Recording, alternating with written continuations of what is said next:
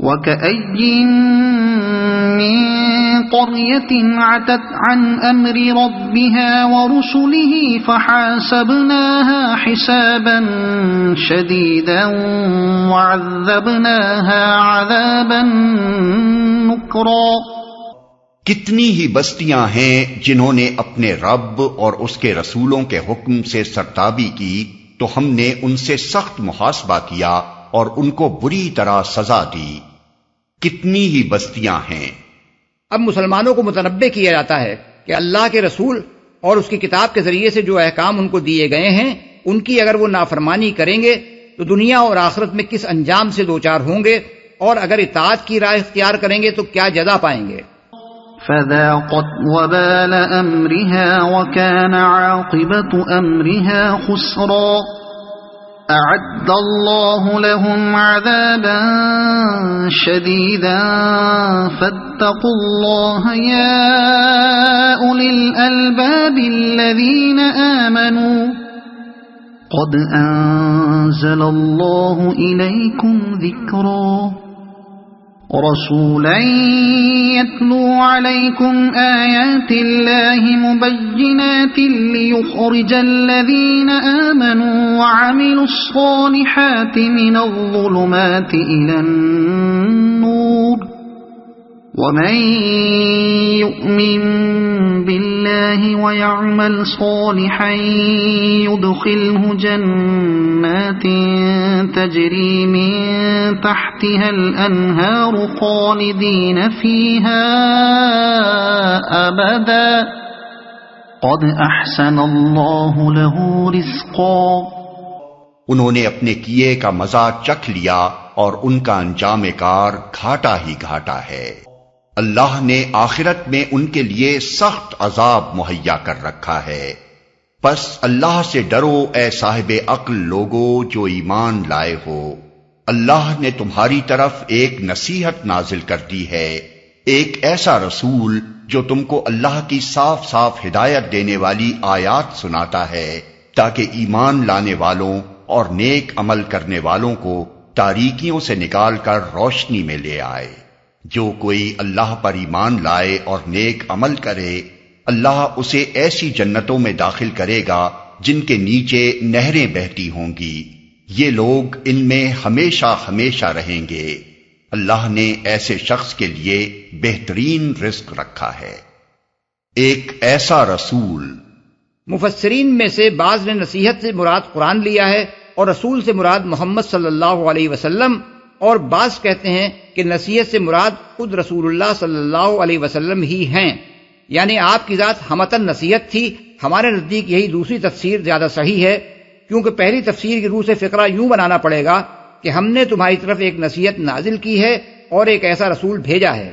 قرآن کی عبارت میں اس تبدیلی کی آخر ضرورت کیا ہے، جبکہ اس کے بغیر ہی عبارت نہ صرف پوری طرح بامانی ہے بلکہ زیادہ پرمانی بھی ہے۔ روشنی میں لے آئے یعنی جہالت کی تاریکیوں سے علم کی روشنی میں نکال لائے۔ اس ارشاد کی پوری اہمیت اس وقت سمجھ میں آتی ہے جب انسان طلاق، عدت اور نفقات کے متعلق دنیا کے دوسرے قدیم اور جدید آئلی قوانین کا مطالعہ کرتا ہے۔ اس تقابلی مطالعے سے معلوم ہوتا ہے کہ بار بار کی تبدیلیوں اور نت نئی قانون سازیوں کے باوجود آج تک کسی قوم کو ایسا معقول اور فطری اور معاشرے کے لیے مفید قانون میسر نہیں آ سکا ہے جیسا اس کتاب اور اس کے لانے والے رسول صلی اللہ علیہ وسلم نے 1500 برس پہلے ہم کو دیا تھا، اور جس پر کسی نظر ثانی کی ضرورت نہ کبھی پیش آئی نہ پیش آ سکتی ہے۔ یہاں اس تقابلی بحث کا موقع نہیں ہے، اس کا محض ایک مختصر سا نمونہ ہم نے اپنی کتاب حقوق الزوجین کے آخری حصے میں درج کیا ہے، لیکن جو اصحاب علم چاہیں وہ دنیا کے مذہبی اور لادینی قوانین سے قرآن و سنت کے اس قانون کا مقابلہ کر کے خود دیکھ لیں۔ اللہ الذی خلق 7 سماوات ومن الارض مثلہن يتنزل الامر بینہن لتعلموا ان اللہ على كل شيء قدیر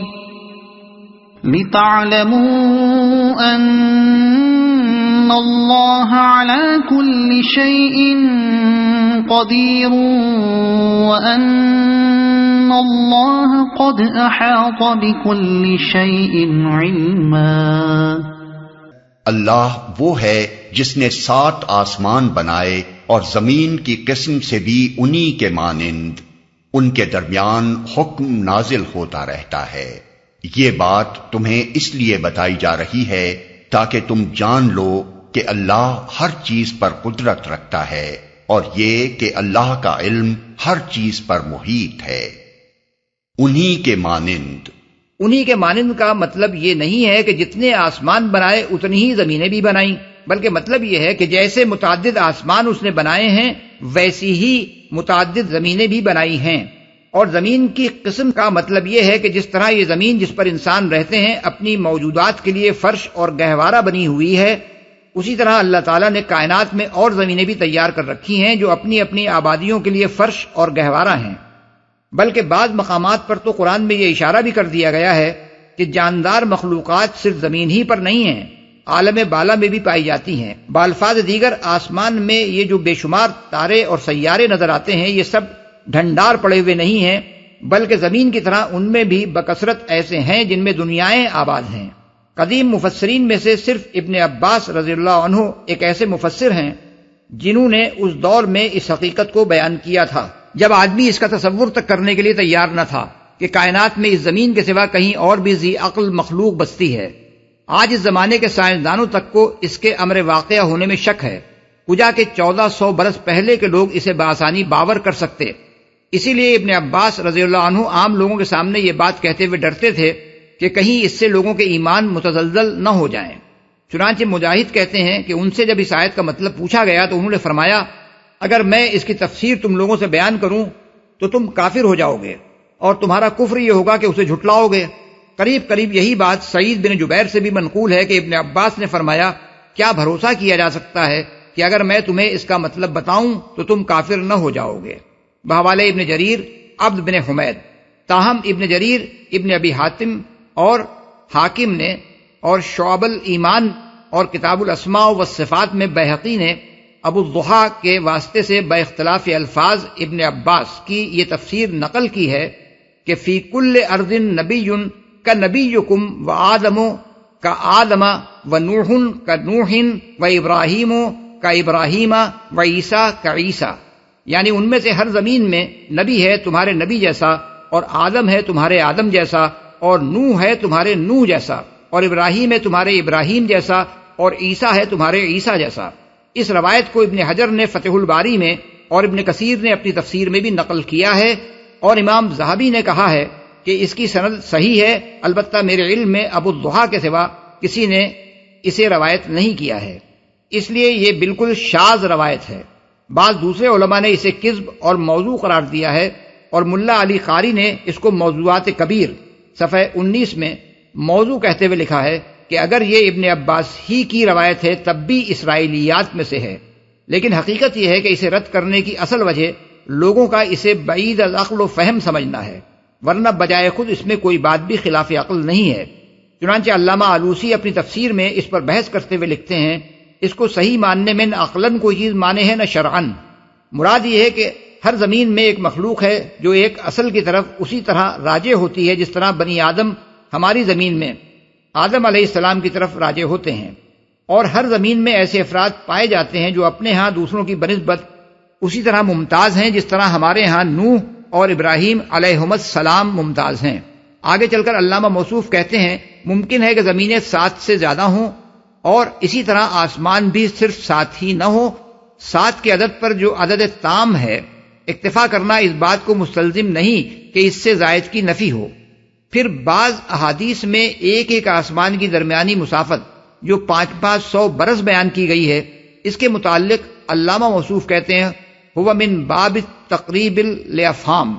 یعنی اس سے مراد ٹھیک ٹھیک مسافت کی پیمائش بیان کرنا نہیں ہے، بلکہ مقصود بات کو اس طرح بیان کرنا ہے کہ وہ لوگوں کی سمجھ سے قریب تر ہو۔ یہ بات قابل ذکر ہے کہ حال میں امریکہ کے رینڈ کارپوریشن نے فلکی مشاہدات سے اندازہ لگایا ہے کہ زمین جس کا کشاں یعنی گلیکسی میں واقع ہے، صرف اسی کے اندر تقریباً 60 کروڑ ایسے سیارے پائے جاتے ہیں جن کے طبعی حالات ہماری زمین سے بہت کچھ ملتے جلتے ہیں، اور امکان ہے کہ ان کے اندر بھی جاندار مخلوق آباد ہو۔ بحوالے اکنامسٹ، لندن، مورخہ 26 جولائی سن 1969۔